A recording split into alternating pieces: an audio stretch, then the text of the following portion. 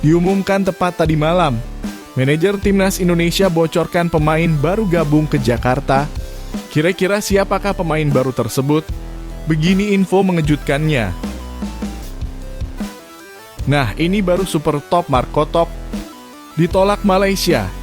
Indonesia akhirnya terima ajakan tanding dengan negara top Eropa. Kira-kira negara manakah itu?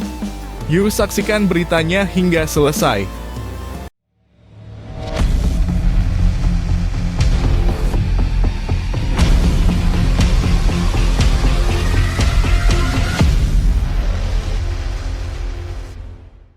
Mohon subscribe channel Timnasku Indonesia agar tidak ketinggalan informasi Timnas Indonesia.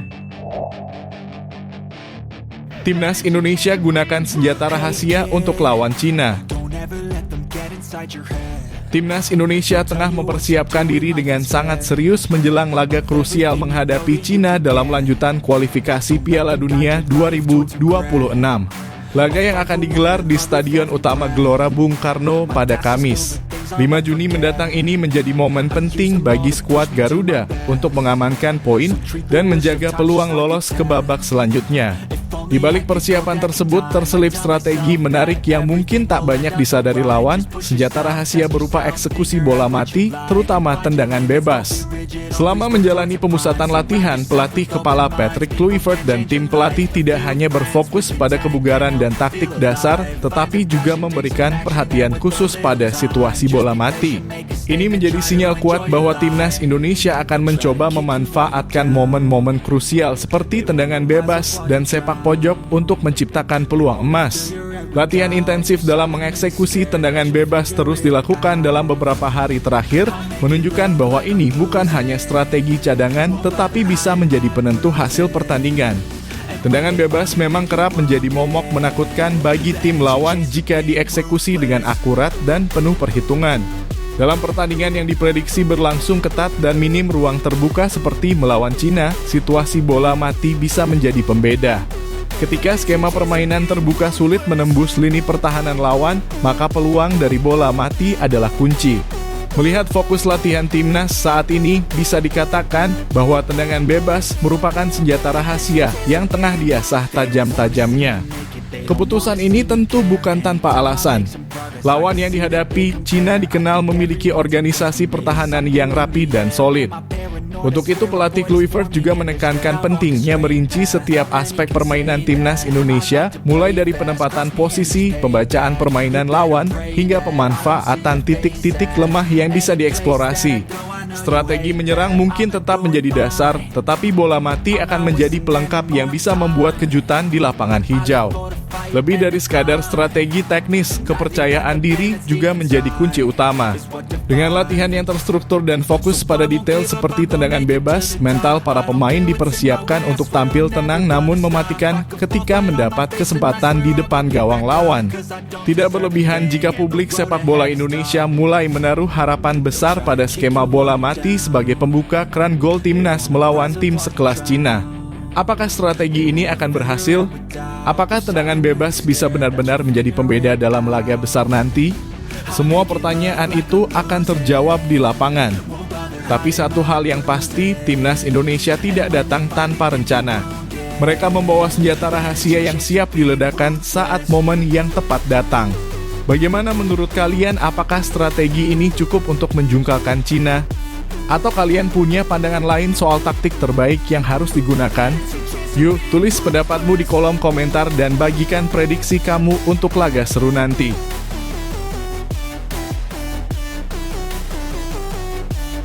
Timnas Indonesia akhirnya terima ajakan tanding dengan negara ranking 35 dunia. Sebuah kabar mengejutkan namun membanggakan datang dari dunia sepak bola nasional. Setelah sempat mengalami penolakan dari Malaysia untuk bertanding di FIFA Matchday September 2025, Timnas Indonesia justru mendapat perhatian dari negara raksasa sepak bola Eropa. Negara tersebut adalah Rusia, yang saat ini menempati peringkat ke-35 dunia versi FIFA. Sebuah lompatan besar bagi skuad Garuda yang saat ini masih bercokol di posisi ke-123 dunia. Penolakan Malaysia seakan menjadi pintu tertutup yang kemudian mengantarkan timnas Indonesia ke peluang lebih besar dan bergengsi. Awalnya, PSSI melalui Ketua Umum Erick Thohir mengungkapkan keinginan mengadakan turnamen mini yang diisi oleh 3 negara pada FIFA Matchday edisi September mendatang. Lebanon dan Kuwait sudah dipastikan menjadi lawan timnas Indonesia dalam turnamen ini. Namun niatan untuk turut mengundang Malaysia sebagai lawan klasik rupanya tidak mendapat sambutan hangat. Federasi Sepak Bola Malaysia dalam kurung FAM menolak undangan tersebut mentah-mentah, padahal sudah cukup lama publik menantikan laga penuh gengsi antara dua negara serumpun ini. Penolakan ini tentu menimbulkan kekecewaan, tapi PSSI tidak tinggal diam. Justru di tengah penolakan tersebut muncul peluang yang jauh lebih besar. Sebuah negara elite di benua Eropa, Rusia, menyatakan minat mereka untuk menggelar laga persahabatan melawan timnas Indonesia. Hal ini diungkap langsung oleh Wakil Perdana Menteri Rusia, Denis Manturov, yang menyebut bahwa pertandingan melawan Indonesia menjadi salah satu agenda penting mendatang. Walau belum ada tanggal resmi yang diumumkan, rencana ini jelas menjadi berkah luar biasa bagi sepak bola Indonesia. Bayangkan saja, timnas Garuda yang sebelumnya disisihkan oleh negara tetangga justru dilirik oleh negara dengan sejarah sepak bola panjang di Eropa. Pertandingan melawan Rusia tentu akan menjadi pengalaman berharga yang tak ternilai. Bukan hanya soal perbedaan ranking yang sangat jauh, tetapi juga dari segi kualitas permainan, taktik, hingga atmosfer pertandingan yang akan memberikan pelajaran besar bagi pemain-pemain muda Indonesia. Rusia sendiri memang tidak memiliki agenda resmi di kompetisi FIFA karena masih dalam masa sanksi, namun mereka tetap aktif melakukan laga persahabatan dengan negara-negara lain. Dan Indonesia bisa saja menjadi salah satu lawan istimewa dalam daftar mereka. Jika pertandingan ini benar-benar terjadi, maka ini akan menjadi salah satu pertandingan bersejarah bagi sepak bola Indonesia. Tidak hanya sekadar mengasah kemampuan para pemain, tetapi juga akan menaikkan pamor timnas di mata dunia. FIFA Matchday September, Oktober, atau November bisa menjadi momentum yang pas untuk menjajaki pertandingan ini. Mengingat setelah laga melawan Cina dan Jepang di bulan Juni, timnas masih memiliki waktu untuk merancang jadwal uji coba berikutnya. Di balik penolakan Malaysia, tersimpan sebuah hikmah besar. Timnas Indonesia mendapat peluang emas untuk menantang negara kuat yang jauh di atas secara kualitas. Ini adalah bukti bahwa sepak bola kita mulai diperhitungkan, tidak hanya di kawasan Asia Tenggara, tapi juga di level yang lebih tinggi. Sekarang tinggal bagaimana PSSI merespons ajakan ini secara resmi, serta bagaimana timnas mempersiapkan diri agar bisa tampil maksimal jika laga ini benar-benar terwujud.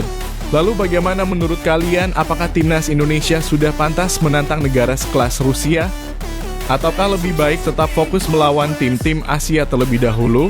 Yuk tulis pendapat kalian di kolom komentar dan beri dukungan untuk skuad Garuda yang semakin bersinar di pentas internasional.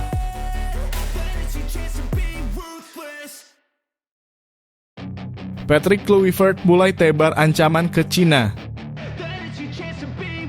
Ketegangan menjelang laga hidup mati di kualifikasi Piala Dunia 2026 semakin terasa, terlebih setelah pelatih timnas Indonesia, Patrick Kluivert, secara terang-terangan menebar ancaman kepada timnas Cina. Laga yang akan digelar di Stadion Utama Gelora Bung Karno dalam kurung SUGBK, Jakarta, pada Kamis 5 Juni 2025 bukan hanya sekadar pertandingan biasa. Ini adalah misi balas dendam, laga penuh gengsi, dan pertaruhan harga diri skuad Garuda di hadapan puluhan ribu pendukung fanatik merah putih. Dalam pernyataan tegasnya, Kluivert menyebut bahwa timnas Cina wajib mewaspadai kekuatan timnas Indonesia yang akan tampil garang di kandang sendiri. Mereka harus melihat kami karena kami main di kandang. Kami harus mendominasi pertandingan dan mereka harus hati-hati terhadap kami, ujar legenda Belanda itu dengan nada penuh percaya diri. Ini bukan ancaman kosong. Dengan dukungan penuh dari supporter yang memadati GBK dan persiapan matang selama hampir sepekan di Bali, Indonesia datang bukan untuk bermain aman. Mereka datang untuk menang. Kluivert menegaskan bahwa dirinya tidak akan meremehkan lawan, namun keyakinannya pada kekuatan tim sendiri menjadi modal besar. Ia mengaku telah menganalisis kekuatan dan kelemahan Cina secara menyeluruh. Kekalahan tipis 1-2 di pertemuan pertama di Qingdao menurutnya tidak mencerminkan kekuatan sesungguhnya dari Indonesia. Saat itu skuad Garuda memang tampil dominan namun kurang efektif di depan gawang. Kini dengan racikan baru dari Kluivert dan atmosfer GBK yang membara, Indonesia siap memutar balik keadaan. Sebanyak 28 dari 32 pemain yang dipanggil telah berlatih bersama di Bali, termasuk sang kapten, Jay Itzes. Pemain yang kini menjadi andalan lini belakang ini menyampaikan optimismenya. Ia yakin pertandingan kali ini akan sangat berbeda dari sebelumnya. Menurut saya sudah jelas yang kami inginkan, tapi kami akan lihat pada akhirnya berapa banyak poin yang akan kami dapat, ujar Itzes penuh tekad. Para pemain telah menunjukkan semangat juang dan kepercayaan diri tinggi selama pemusatan latihan, dan itu menjadi sinyal kuat bahwa Indonesia siap memberikan penampilan terbaiknya. Posisi Indonesia di klasemen sementara grup C juga cukup menjanjikan. Dengan 9 poin, mereka masih punya peluang besar untuk lolos ke fase selanjutnya. Sementara itu, Cina yang berada di posisi juru kunci setelah 2 kali kalah beruntun dari Australia dan Arab Saudi, jelas tidak dalam kondisi terbaik. Ini menjadi momentum emas bagi Indonesia untuk memanfaatkan keunggulan kandang dan kondisi mental lawan yang sedang menurun. Patrick Kluivert tidak hanya membawa pengalaman kelas dunia, tetapi juga mentalitas pemenang. Sentuhan taktikalnya mulai terlihat membawa perubahan dalam permainan Garuda. Jika laga ini dimenangkan, maka peluang lolos ke Piala Dunia 2026 akan semakin terbuka lebar, sebuah mimpi yang lama didambakan pecinta sepak bola tanah air. Kini pertanyaannya, apakah ancaman Kluivert akan menjadi kenyataan? Apakah skuad Garuda mampu mengunci 3 poin di kandang sendiri dan melaju lebih jauh? Yuk, tuliskan pendapat kalian di kolom komentar. Apakah menurut kalian Indonesia akan membalas kekalahan dari Cina? Siapa pemain yang kalian prediksi bakal jadi bintang di laga nanti? Jangan lupa dukung terus Timnas Indonesia dan kibarkan semangat merah putih.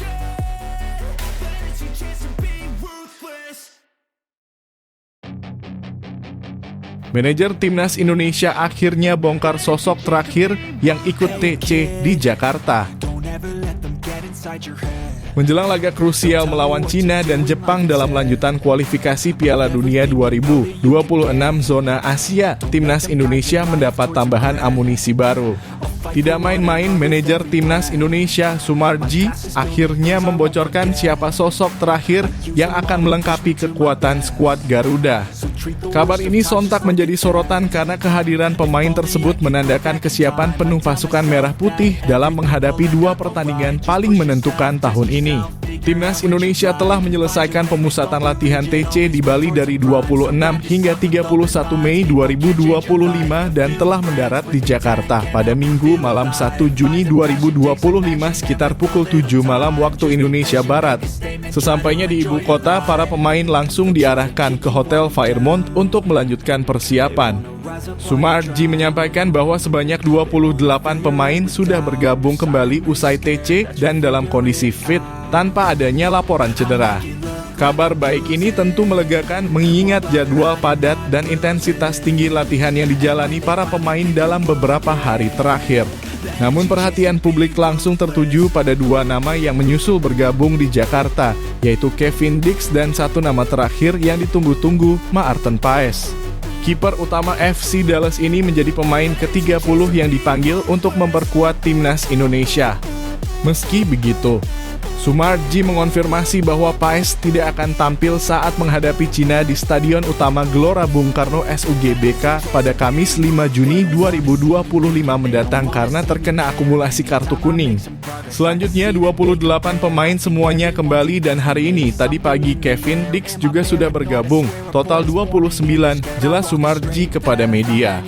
Ia melanjutkan tinggal Maarten Paes saja besok, dalam kurung Senin, akan bergabung bersama-sama. Jadi total 30 pemain yang akan ikut TC untuk menghadapi Cina tanggal 5. Meski Paes absen melawan Cina, kehadirannya tetap penting untuk menjaga stabilitas dan kesiapan tim, terutama jelang laga pamungkas melawan Jepang pada 10 Juni 2025. Selain Paes, Marcelino Ferdinand juga dipastikan absen melawan Cina karena alasan serupa. Absennya 2 pemain penting ini tentu menjadi tantangan tersendiri bagi pelatih Patrick Kluivert dalam meramu komposisi tim. Menariknya, suasana tim dilaporkan tetap kondusif dan penuh semangat. Pemain-pemain muda dan senior menunjukkan rasa percaya diri tinggi setelah menjalani pemusatan latihan. Kembali ke Jakarta dengan kondisi fisik yang prima, mereka tampaknya sangat siap untuk menghadapi 2 laga sisa dengan target maksimal mengamankan tiket ke fase selanjutnya kualifikasi Piala Dunia 2026. Kehadiran Maarten Paes dan Kevin Dix juga menjadi simbol pentingnya peran pemain diaspora dalam membangun kekuatan timnas Indonesia yang lebih solid dan kompetitif. Kedua pemain ini telah menunjukkan loyalitas dan dedikasi tinggi sejak resmi menjadi warga negara Indonesia dalam kurung WNI, dan publik tentu menanti kiprah mereka di lapangan hijau. Kini pertanyaannya adalah, apakah dengan lengkapnya kekuatan timnas Indonesia, kita mampu menundukkan Cina dan Jepang dalam 2 laga terakhir ini? Apakah menurut kamu pemanggilan Maarten Paes meski tidak bisa bermain di laga pertama, tetap punya dampak positif bagi tim? Yuk, tulis pendapat kalian di kolom komentar.